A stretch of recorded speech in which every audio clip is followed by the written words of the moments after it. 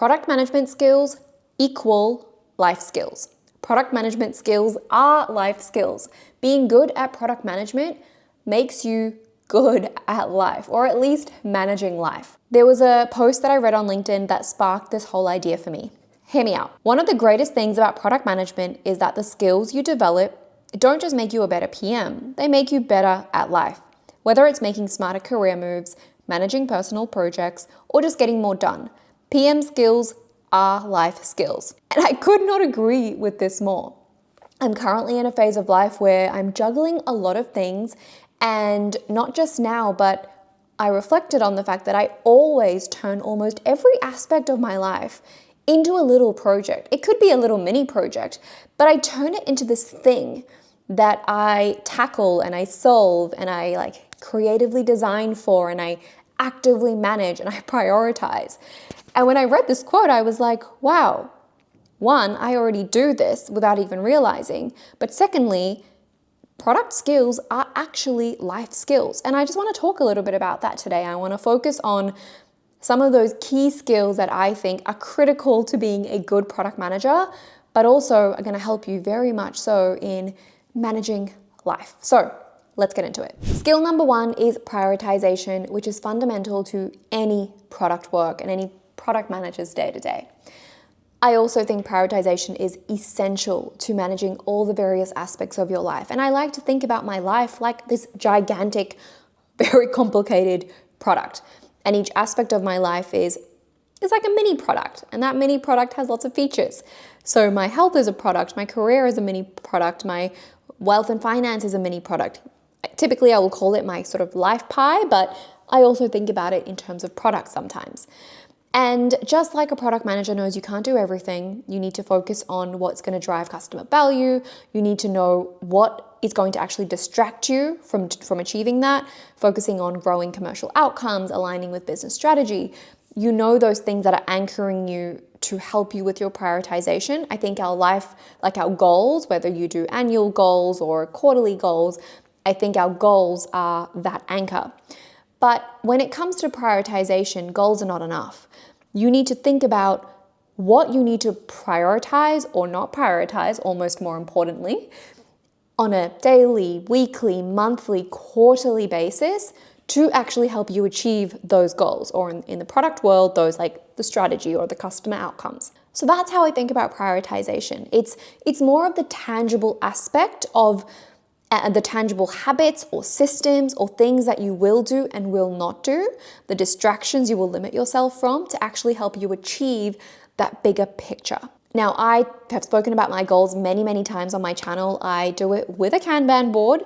So in terms of prioritizing, like visually and tangibly, I think that's also can be a really big aspect of prioritizing your life. You don't obviously have to do it in that way, but I find having everything in a Kanban board, or maybe you have it in a list, I will assign quarters to each of my goals. And I've shared this many times before, and I will keep a tab on it. Like I will basically do weekly, monthly, quarterly stand-ups or check-ins with myself, which check-in is equivalent to a stand-up, to actually make sure that prioritization still makes sense. Because ultimately, you're going to have different chapters in life, different stages in life, different periods of life where you're going to neglect some things. And I think it's not neglecting, it's deprioritizing something so that you can prioritize and focus on something else. To give you an example of prioritization from my own life, last year I had the goal, right? So this is my top level, my goal of running my first marathon. That meant Q2, Q3, and somewhat Q4 of last year, I then broke that down into, okay, what do I need to start doing to actually achieve this goal? So I guess that was kind of like my 3-quarter roadmap. I've never thought about it like this, but it makes so much sense. And obviously I had my training plan, which was kind of like my delivery of like my sprints of what I needed to achieve each week, mileage-wise, strength-wise, training-wise, to be able to run that marathon, the top goal. And I tracked it, right? Tracking is another part of prioritization. I checked in with myself, I had an accountability buddy, and I got it done. I also said no to a lot of things during that time because there were things that I could do, ways that I could spend my time that would not help me to achieve that goal of running my first marathon. I had to focus on the right food, fitness, sleep, recovery. Time management was really big, making time for those long runs. And guess what? Now, Q1 of 2025, priorities have changed. That's done. I've moved it off to its own swim lane because it is finished. And now I'm focusing on the next thing because now I'm in a different phase of life where running a marathon or achieving some big fitness goal is not on the radar at all, and that's fallen down. And the reason I like doing this is because I don't feel guilty about it. Sometimes I think, oh, I should be running more than I should, but then I realize, no. I shouldn't be running more than I'm telling myself I should because I'm doing all these other things and I intentionally decided to do those. So that's prioritization. I hope you get what I mean. Let's move on to the next one. Skill number 2 is all about organization. And look, I know this sounds basic again, but please hear me out. What I'm trying to articulate is that organization and prioritization might sound like such a simple, basic thing, but if you are good and you nail that shit in your product work, as a product manager, then you are going to be nailing it at life and it's going to make your life so much easier. So in terms of organization, it's very much about keeping everything on track. I talk about this a little bit in all my previous goal videos. I show you my Kanban board, how I track it, how I do stand-ups, check-ins with myself. And I think this helps in terms of managing the chaos, managing the uncertainty, just sticking to deadlines that you stick for yourself. And guess what? That is exactly what a product manager does. You are possibly managing multiple products. You might have multiple teams that you're looking after. You're trying to achieve different outcomes for your product. You've got different epics that you're managing in a given sprint that's also linked to achieving different outcomes and goals for your various products. I am looking at some notes that I made for myself, by the way.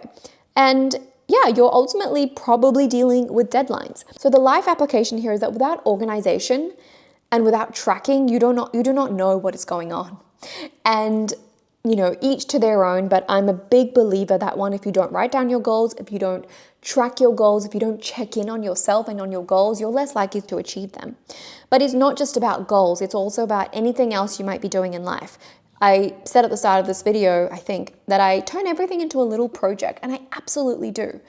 It could be something as big as planning a wedding or buying a house, to running a marathon, to painting my office room and making that a little interior design project, to working on a side hustle. Everything becomes its own little project in my life. And I track it and I manage it. And that's often what helps me to achieve it. And I can confidently say that I achieve the majority of what I set out to achieve. So whether it's about managing money for you, whether it's about planning a trip, managing those side hustles, whatever it might be, organization and tracking, you can track at different granularities, makes life so much easier and better to manage. Just like product managers use roadmap tools like Asana and Monday.com or Jira, Notion is my life tool. I manage everything in Notion. And I know a lot of people do manage things in Notion, but apply that same approach to your finances or your trip or, whatever it is. Maybe it's an app that you use, but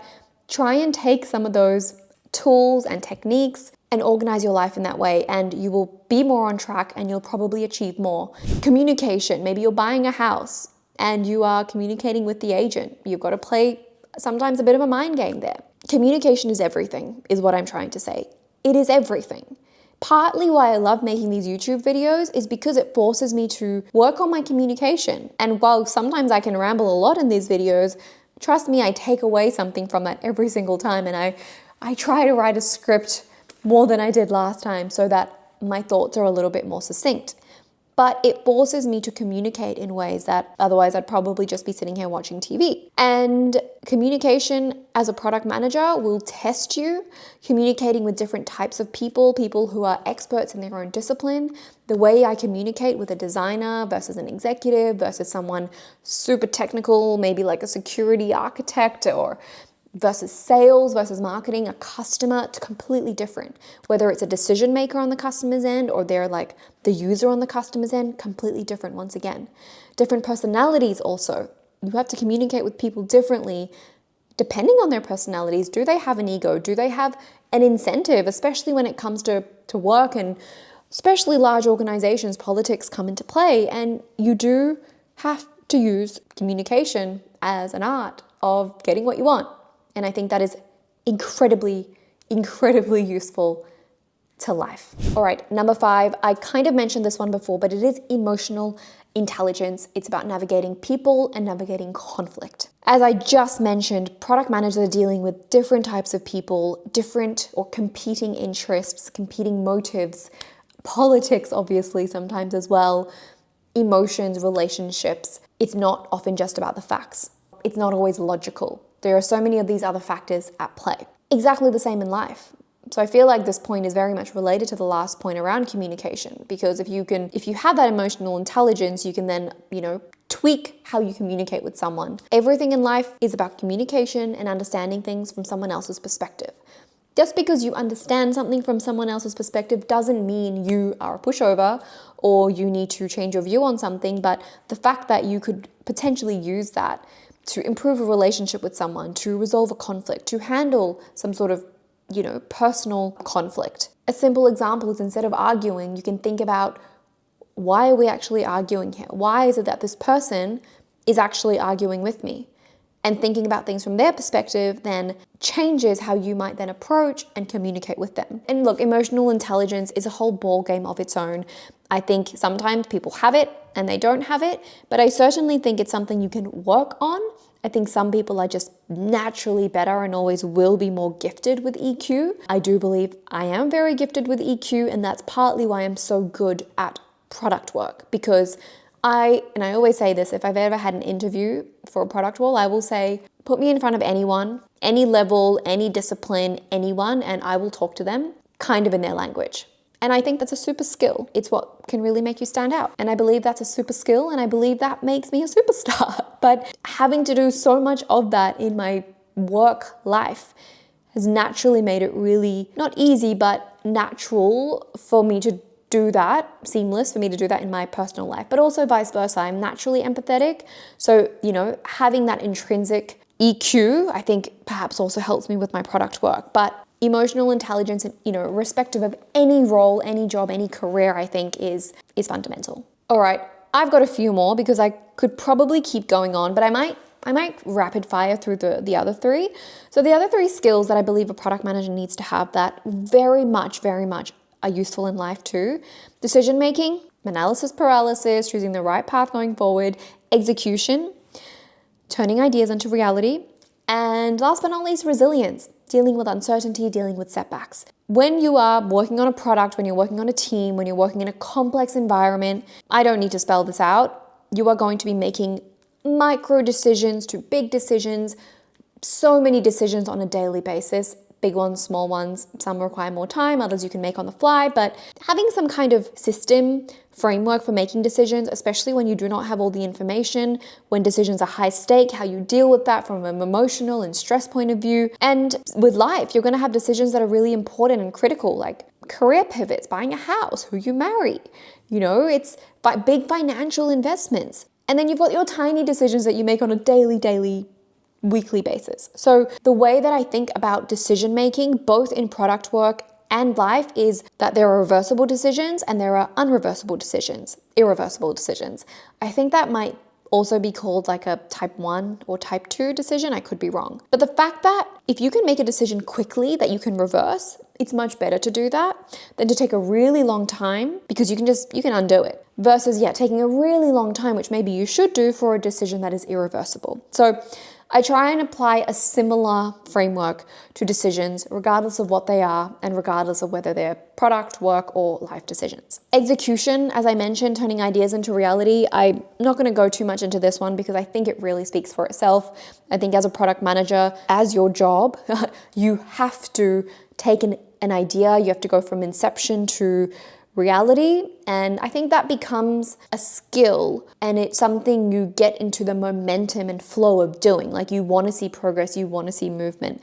Not to mention, if we're talking about ideas that you might have for a side hustle or a business in real life, obviously you might get quite relevant experience in your product work to be able to actually do that if it's like business related. But and last but not least, resilience.